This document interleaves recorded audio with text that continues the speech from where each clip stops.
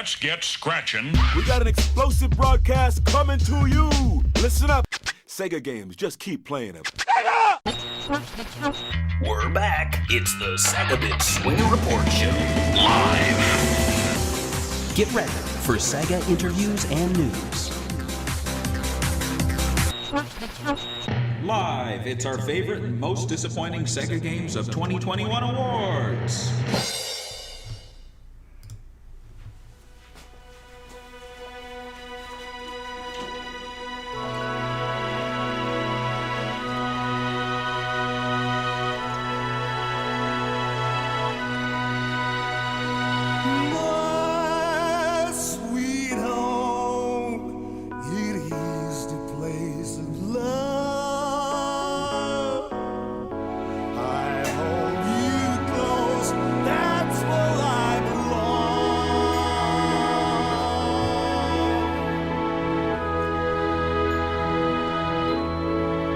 Hello and welcome.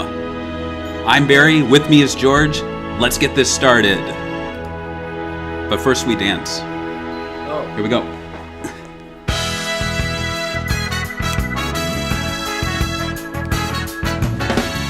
I stand still alone that twilight. All right.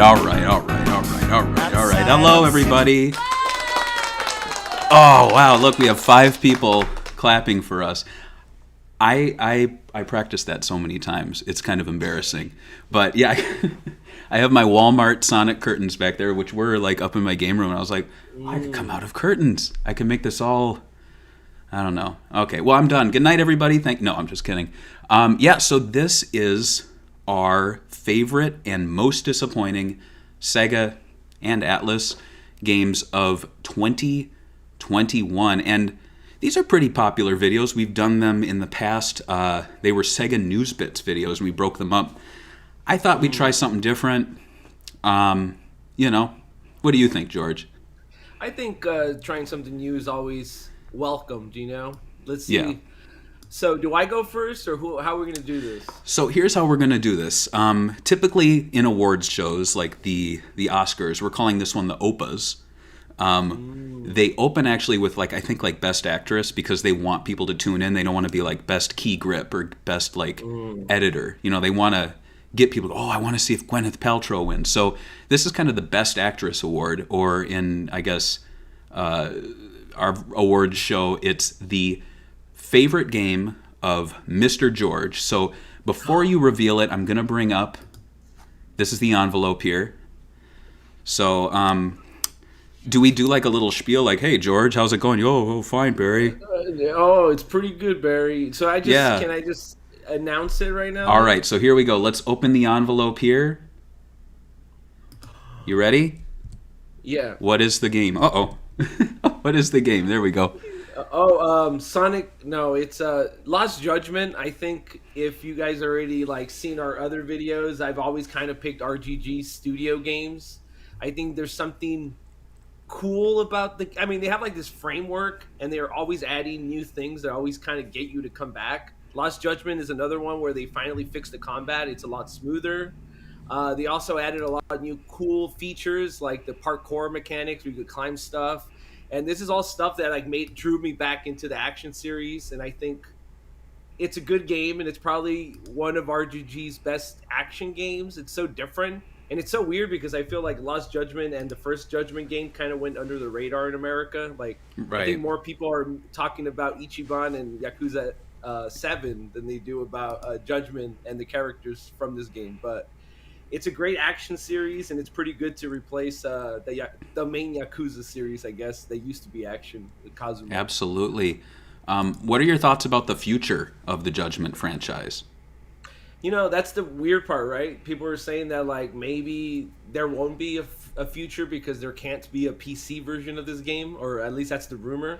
That would be disappointing. It would be cool if they continue it with a different character, maybe someone that's not a superstar.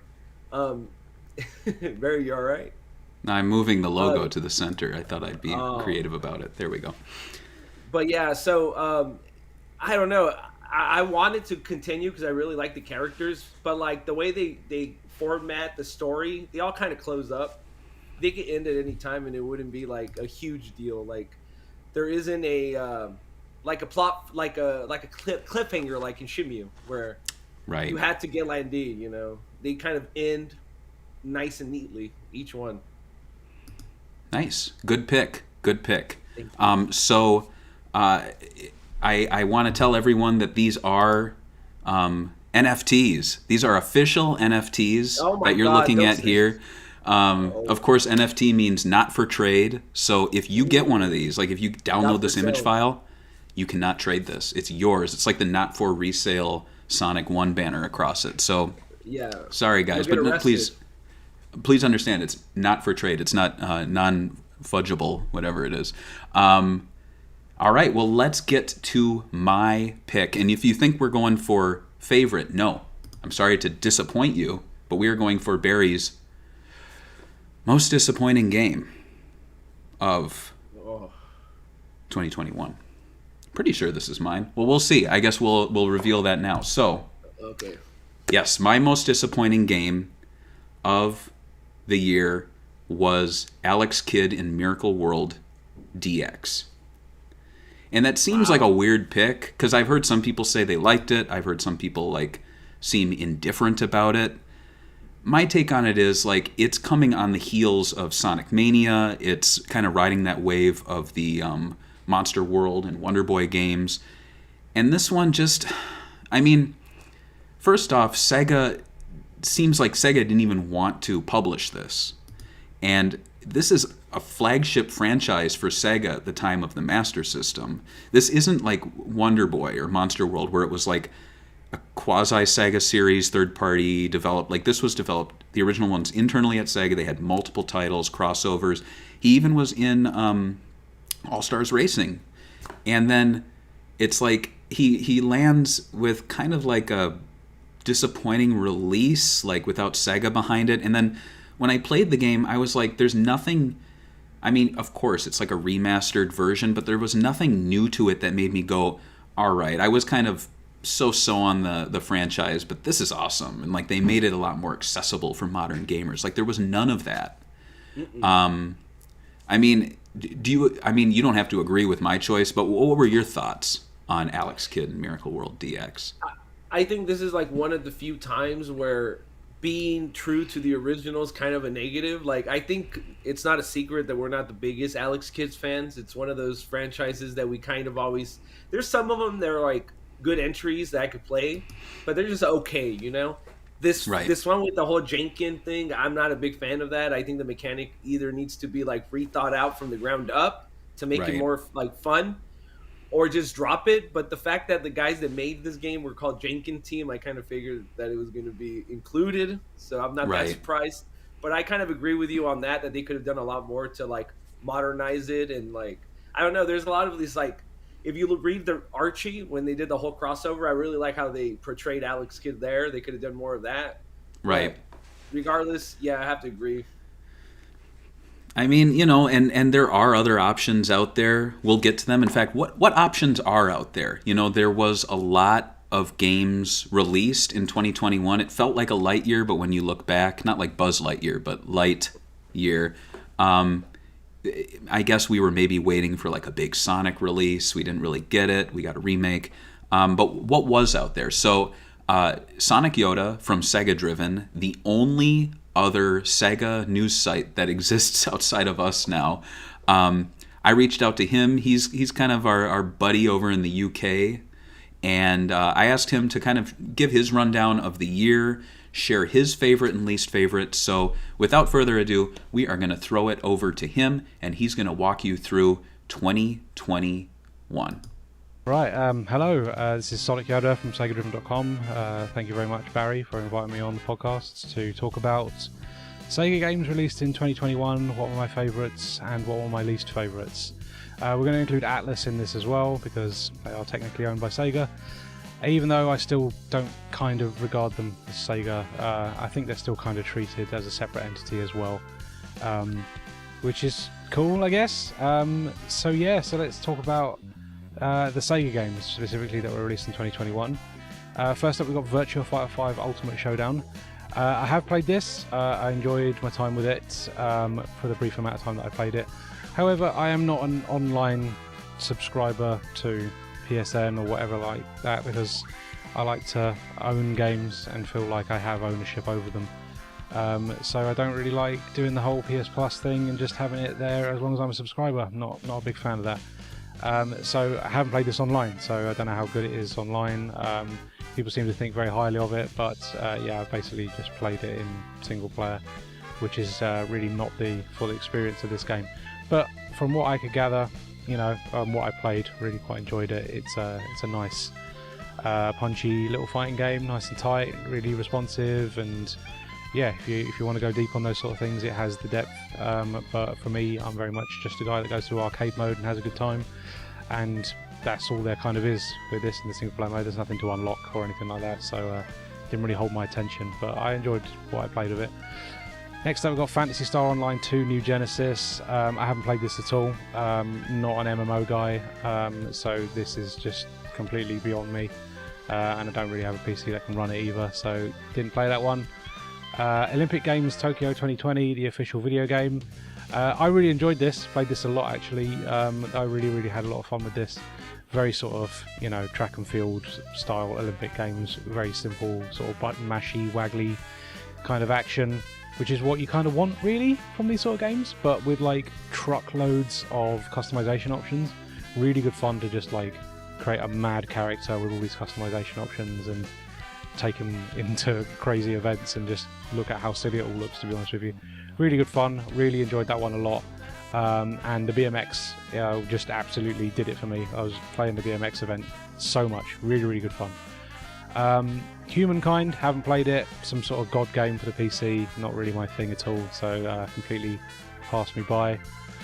Sonic Colors Ultimate, massive disappointment. I really did not get on with it, to be honest with you. Just kind of makes you appreciate how good the Wii game was and how amazing it was that it even played on that system, because this just feels like a game that's not really utilising all the power of the system it's currently on. It's just not anything special. I really don't like the remix soundtrack. It sounds weak and just sort of lacking in the general. Like the instrumentation just doesn't feel like it has the same bombast that the original does. I really hate the new lock-on bling bling noise every time you have to like hit the lock-on at the right time. It's horrible and piercing, and you still can't turn it off. It's horrendous. I mean, like, again, it's the performance isn't great either. It should be running at 60. I'm not a big FPS guy, to be honest with you. Don't really like to get on my high horse about performance, but this should have been the definitive version of this game, and it wasn't. It was just churn it out because we need a Sonic game out this year. Yeah, really disappointing, to be honest with you. I was not impressed at all. It just made me appreciate how good Sonic Colors on Wii was, to be honest, which yeah, not really the effect you want from a remaster. You want it to be the definitive version of that game, which Sonic Colors Ultimate wasn't. Lost Judgment, haven't played it. I really want to play it. I'm really behind on the Yakuza series because there's just so many of them and they come out so frequently, it's just impossible to keep up with them all. So I haven't even played the original Judgment yet, so yeah, Lost Judgment, that's going to be a ways off now for me. Really want to play it, looks amazing, yeah, and I'm sure it's great, but haven't played it, so I can't really comment on it. Super Monkey Ball Banana Mania. Now, I know a lot of people are kind of down on the fact that this one hasn't got the best controls, and it's not like for like with the original games, and so the sort of 8-way directional sort of movement of the GameCube controller is kind of lost with the you know, the circular sort of analog sticks of current generations. So it doesn't play the same. I didn't mind. If anything, I feel like this is the most approachable way to play this game. It's nice and easy if you want it to be because you've got infinite lives and you don't lose your progress. It's just a nice approachable way to get into Monkey Ball. And they're tough games, man. Like, honestly, it's nice to have something that's really approachable. And for someone who only ever owned Super Monkey Ball Deluxe on PS2, this is just miles better than that. That game, that port in particular, is just naff. Like, it loads all the time, it runs at 30 FPS. Again, I don't like to moan about performance too much, but this really did feel like the definitive version of Super Monkey Ball Deluxe for me. Really enjoyed this. It is tough as nails, but it's made more approachable by the fact that you can obviously have infinite lives in that. So very much enjoyed it. Thought it was excellent. Demon Slayer Kametsu no Yaiba, the Hinokami Chronicles. Now, I have not seen this anime or manga or anything to do with it, but I noticed that this game is developed by CyberConnect 2, and I love those Naruto Ultimate Ninja Storm games, but I haven't got around to this yet because there's just too many games. I haven't had the time. So I'm very excited to try this one out eventually. It does very much look like my cup of tea, because, like I say, I love those Naruto Ultimate Ninja Storm games, and CyberConnect 2 make a good anime game. This looks like a good anime game. I really want to give it a go, but haven't got around to it. And finally, from the Sega side, we've got Football Manager 2022. Now, I know I'm from the UK, and apparently everybody from the UK seems to like football, but I couldn't give a toss. So I have no experience with the Football Manager games. I've tried just to play one of the handheld ones. Sorry, that was a bit of a misconstrued line there. And it wasn't doing anything for me personally. It's like spreadsheets, the game. If you like managing a football team, I'm sure it's a good laugh, but nothing for me there, unfortunately. Right, Atlas stuff. Persona 5 Strikers. I'd like to try this at some point. I'm not a Persona fan at all, but I like all the spin-offs. I like the dancing games. I like, that's really good fun. I like the fighters, the arena ones. Really good stuff. But yeah, I haven't played Strikers. It's a Muso game, sorry. Dynasty Warriors lads, that lot. I'd probably like it, to be honest with you. I like a good Dynasty Warriors game. And yeah, this looked like it probably had what I'd like from, those sort of things, but just in a different setting.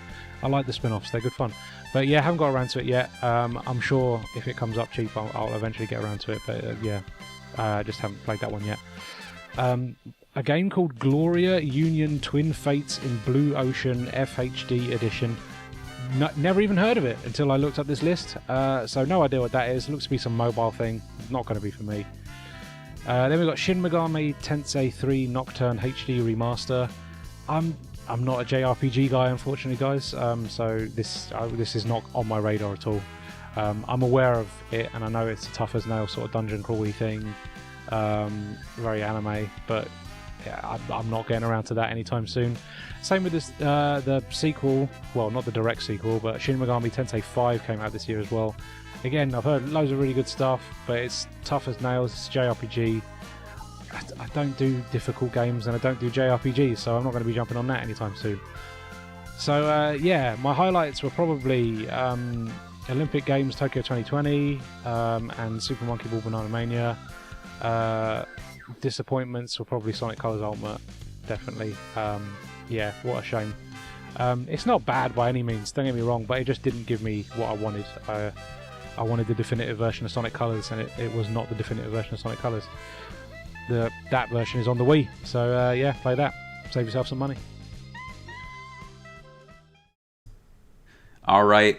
Well, thank you to Sonic Yoda for sharing his thoughts, and you can check him out on SegaDriven.com. We're also going to have him as a guest on the Swingin' Report show in the new year. I'll have him on for a spot of tea. We can talk about HD remixes and Sonic Colors, but with U's in it. So I'm looking forward to that. So going back to our awards now, we take the stage again. George, it's been quite a year for Sega. I hear they're working with Nintendo. I just saw a trailer for a new Breath of the Wild that they're jointly developing. Oh, is it? The crossover with Sonic. Yeah, Frontiers? that's pretty cool, right? No, I'm just kidding, guys. That's just a little banter before we open the envelope. So, without further ado, George, what is your most disappointing game? I think my most disappointing game is Sonic Colors Ultimate, and I don't think it's why everyone else thinks it is. I mean, obviously the fact that it's not the ultimate version, like Sonic Yoda said. I will say that it's because it's also like the way that the community took the news about this game. It was almost like people saw a little bit of blood in the water, and then they were like posting all these videos, like, the glitch videos on the Switch emulator that were making the problems even worse, or like people lying that stuff was stolen without knowing everything yet. people hating on each other and trampling each other down. Also, not only that, it's just like Sega too. It's like you're building the Sonic brand, right? There's already this like feeling in the fan base that you guys always screw this up, and then you still release Sonic Ultimate with needing patches. But you also, I think the worst part was that they sold it a week early for more money, and the game was super broken. Like, I don't like the fact that they're doing this whole pre-order and you get to play it early. I don't like that. But at least with Lost Judgment, it was playable the week before, you know, it launched. So I think there's a lot of issues in both sides. I think the fan base is a little toxic. I think they need to chill. And I also think that Sega needs to be more concerned about releasing Sonic products good day one, especially if you're going to be charging extra to play it early. Right. That was pretty disappointing. Yeah, that's my thoughts on that whole thing. Yeah, I'd have to agree with you there. It's kind of, it's a strange disappointment because it's kind of a disappointment in a bubble. I think people are going to be, and when I say people, I don't mean like us or people in the chat watching this, but I mean like general audiences, people who went to go see Sonic the Hedgehog 2, the movie, and then they're like, oh, hey, look, that Colors Ultimate game has a little baby Sonic keychain, and it's like $20. Let's pick it up. They're going to see these patches. They're going to play it. They're not going to have the issues that we had, and they're not going to see the community drama. But still, we're going to have the community itself look back on this negatively. I think another instance of that was the Sonic 25th anniversary party. You and I were there. We cut to the front of the line. We had, I would say, a great night. We got to see and do everything. I think the only thing we missed was like the autograph line for like Izuka, I think, and the Sonic 2 dude, which I'm kind of wishing I did get his autograph for. I forgot his name. But the people watching the stream were like, oh, the audio was bad. It cut in and out, yada, yada. And then the people at the end of the line were like, we never got in. So it's like, it all depends on where you were at the event, how you experienced it. And I think Sonic Colors Ultimate will definitely be a divisive game just because there's going to be people who are like, you're living in the past. We have the game we have now. It's fine. It's a Wii game that was not perfect to begin with. So don't act like it was, you know, like a shining example of Sonic games. But for me, I think the original Sonic Colors was a very fun, solid game. And then in the lead up, with Generations after that, like we were kind of vindicated. It like confirmed that Sonic Team was doing more than just like it wasn't like a blip. You know what I mean? Like we weren't like you know, they made one good game, but the next one's gonna suck. I guess the only disappointing thing now is that we have Lost World followed by Forces, two kind of disappointing, divisive games. I think they're solidly built though. So I do look forward to what's going to happen with Frontiers. I don't know. Isn't it crazy that it's been 5 years since Forces came out, basically? That they've taken this long to show a new game? Like, we literally just got it. It's pretty insane that it was 5 years gap. Time moves quickly. Because, and I think the last, right, I think the last few years has moved very quickly. I feel like Team Sonic Racing just came out, and it's not a new game, you know, like it's just kind of wild. So yeah, let's go to the next award here. This is the last award for the night, actually. So let me get over here. So we are going to be looking at my favorite game of 2021. That's right, George. The colors feel so right. And that color is a yellow banana. Because my pick is actually Super Monkey Ball Banana Mania. Two RPG and games. I honestly, I did think long and hard about this. I never considered Sonic Colors Ultimate as a favorite, but I never put it in the disappointing pick because, as I mentioned, or maybe I didn't mention it on this, but I've mentioned in the past that I reviewed the game and I had the PS4 build and I had minimal issues with it and I enjoyed myself. It wasn't until later that I was seeing Switch gameplay and I was like, wow, what have they done? But man, like Super Monkey Ball Banana Mania, when I booted that up, it had a slickness to it that I have not seen in a Sega game for a very, very long time, especially a bright and colorful one. Like, obviously, I'm used to the Yakuza and Judgement games being very well built, and as I mentioned, even the Sonic Forces, it is a like competently made game in the sense that it's like a solid game. It looks great. I think it plays well. You don't see a ton of like glitch videos for it. Same with Lost World, but here I was like, this menu is super nice. The music is super catchy. The graphics look fantastic. Oh, all of these bonus items are not DLC. Like, I got Sonic. Within an hour of playing, I had like 3 characters unlocked, so it was not difficult to unlock characters. And I was just like, I'm having a great time. Like, I'm not frustrated. The only frustration came from like stages being difficult, but that's not on me. That's me playing through the game and just hitting difficulties that I eventually would overcome. Now, I know there has been some complaints about like the directional pad not matching the what did you say? It was like an 8-way. Yeah, it's like an 8-way one, and I think the ones in console were programmed to be 4, I think. But to me, I personally didn't have that much of an issue. I mean, I suck at the game, so I'm not the best guy to measure this kind of thing. But like, right. I was getting through hard maps that I had issues with, and it wasn't the same. Like, I could tell it wasn't the same, but it wasn't also like, it was like adapting. It's like going from an arcade stick to a thumb pad. You just got to think about it a little bit differently, especially with a Sega controller that they have the 6 facing buttons. It's totally right. different than the triggers and 360 controller. Right, so and it's kind of like that to me. Yeah, and I think too that it being such a popular GameCube game, a lot of people are hung up on it not playing 1-to-1 with that experience, but people need to remember that game debuted at arcades, and it was also a very big seller on PlayStation 2 and Xbox with the deluxe package. So it's not like this is a game that's tied to the GameCube, even though it did gain popularity there. So I think, I mean, I'm not telling people to get over it, but get over it. Like, it's not going to play like a GameCube game, and that's okay. I mean, that's okay.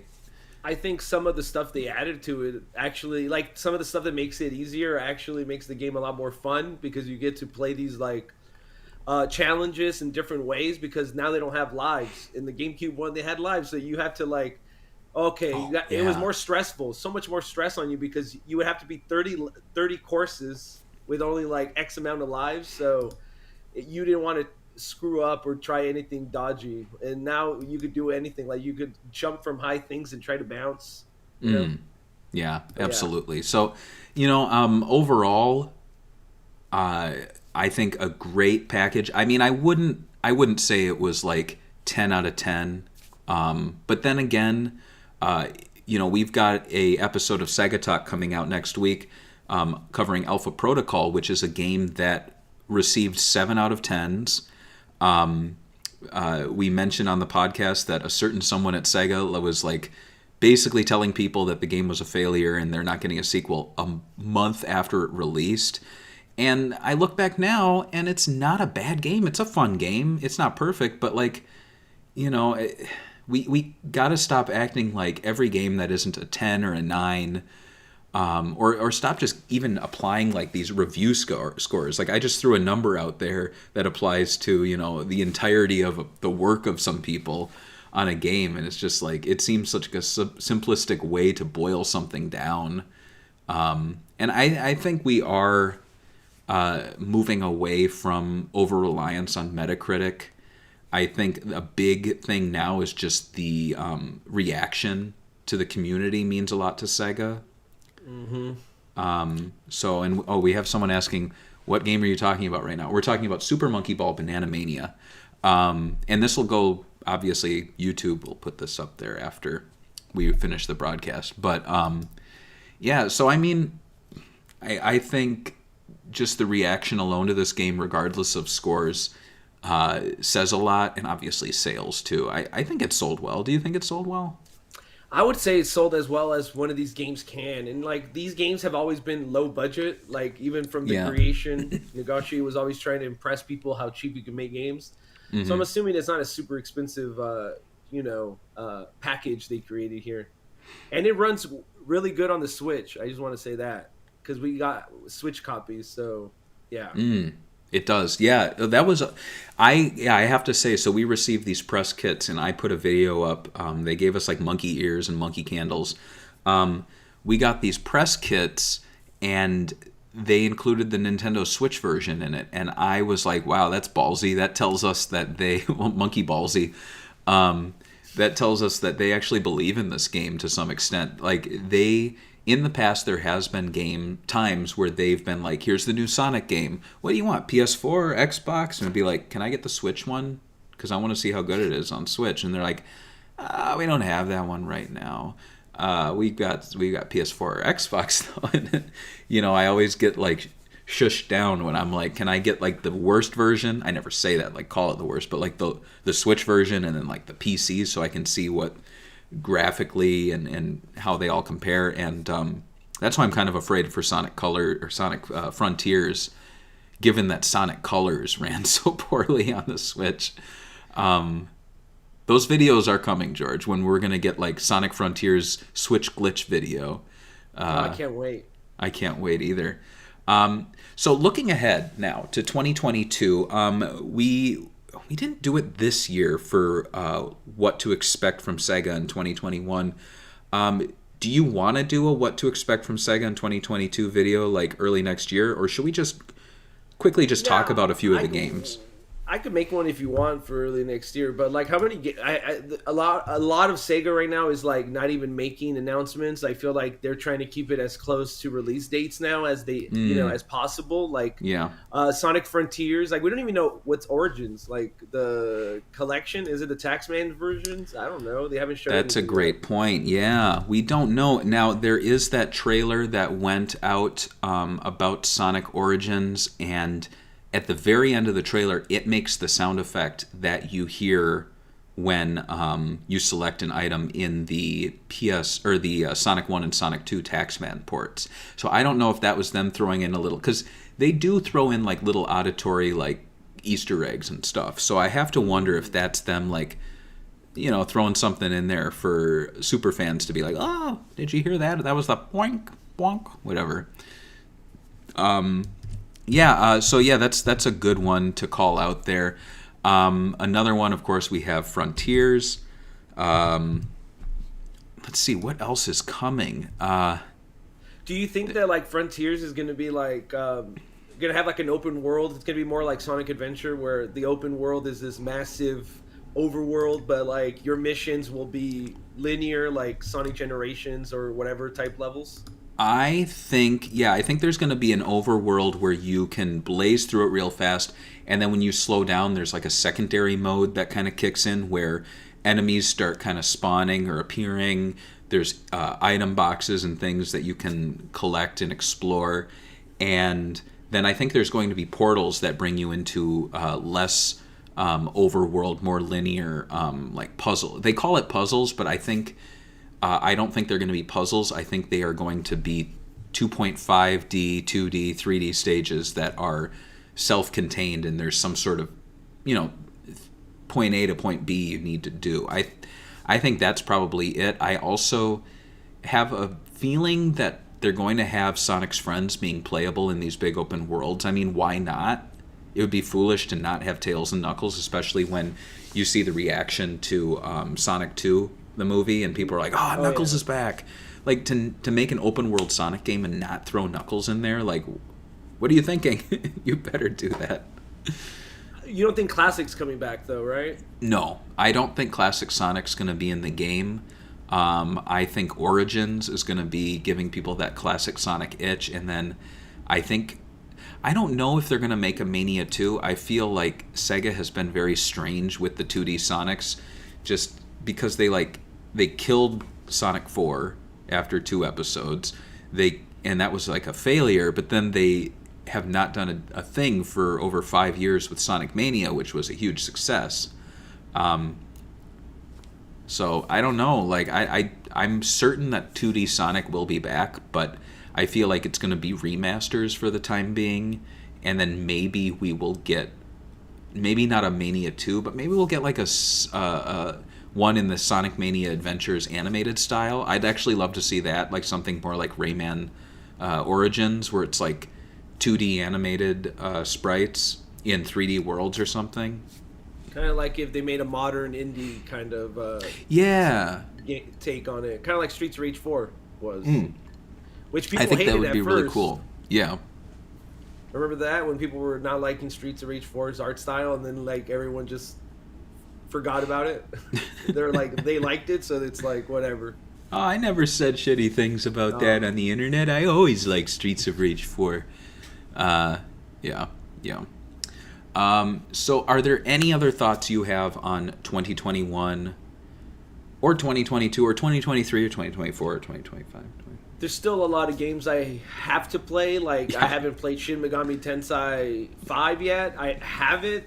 I'm playing Astral Chain right now, and I'm trying to get through that so I could finally play it. Somebody told me that Astral Chain was 10 hours, and it's not true. I've already put like 25 hours in it. So once I beat the last boss on Astral Chain, I'll move on and play more Sega games. So I haven't played them all. My favorite was obviously Lost Judgment. I think everyone should try it. Mm-hmm. And Super Monkey Ball would be my second. So I'm happy that you picked that one. So yeah, absolutely. Any closing thoughts, Barry?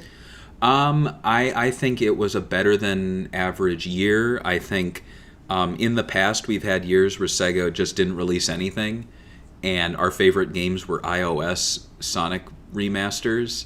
That was a very sad year. So I think the mere fact that we are calling out a sequel to a new franchise with Lost Judgment and a revival of Super Monkey Ball, which finally itches that scratch that we had, or scratches that itch that we've had since the second game. Like, it's just been like gimmick games and kiddie games. Like, the fact that they finally gave us something a little more hardcore, and the fact that like our most disappointing games are not that terrible.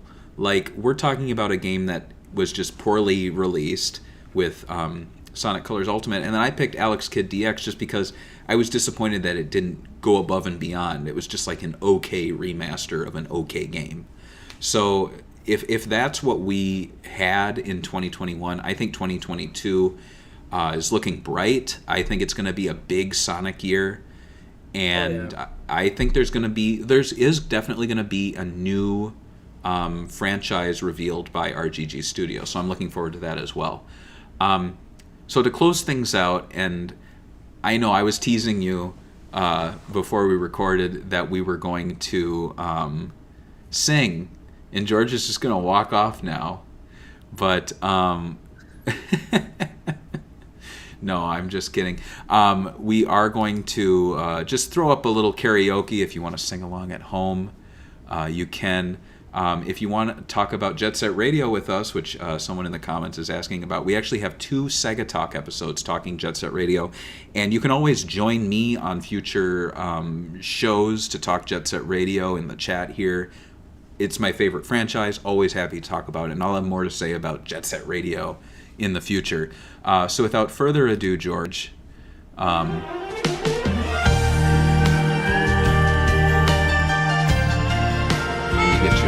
I think you're lucky. There we are. There you go. Do you know how to speak Japanese? No. Bakamite. Come on. I say I don't. Yume wo ate kidzu. Sweet. Uso ga heto nakusei ni. Waranai. Oh, this is so disappointing. I'm going to Japan next year and I can't even speak their language. I love you, Mo. Roki. Wanai. Practice the Duolingo. Kuchibeta de Hamo. Oh boy, this is not good. Na no ni dushite. It's harder than you Sayonara haita no. Here we go. Dame dane. Dame yo. Dame na yo na yo. Anta ga. Suke tu suke suke se.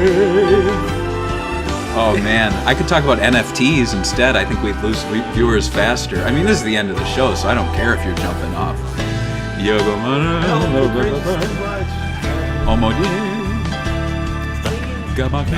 But let's check our score now. Look at this. We did it. All right.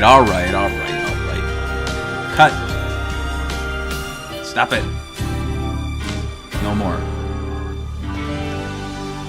All right. I just had to mess with you before we ended the year. So if you like our stuff but you hated that, I have good news for you. We have a Sega Talk podcast, which is nothing like that. We don't sing karaoke. We also have SEGAbits Swingin Report Show, which you are watching now. It is a live show, so we do these every few weeks in the evenings. Sega News Bits, we also do live shows. Honestly, I just love doing them in the morning before I start work. So it kind of gets some coffee, gets me going, talk about the week's news. Honestly, it's about getting the content out there, talking to you guys, talking to George, talking Sega. So I'm looking forward to more. And next week on Christmas, we are releasing Alpha Protocol Sega Talk. If you're a Patreon supporter, you can watch that pretty soon, right? You're going to be putting that up tomorrow. Nice. So you get that a good 5 or 6 days early. And so without further ado, thank you for watching. I'm Barry. That's George. George. Bye. Bye.